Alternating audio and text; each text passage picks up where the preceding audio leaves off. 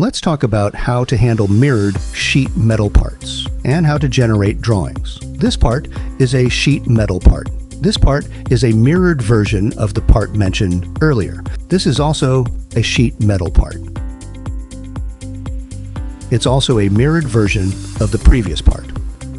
Then we select these two mirrored parts, and then we use the Universal Importer for feature recognition.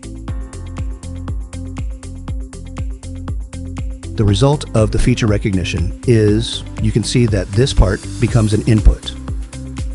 This part also becomes an input. Then we select these two parts, sheet metal recognition,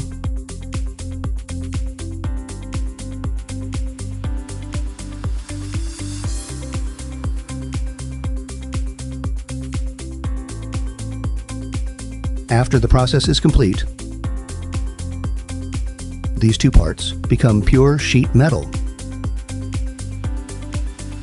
Select it, use attribute formatting, then create a drawing.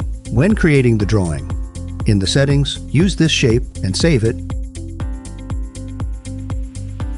Create the drawing sheet metal forming methods.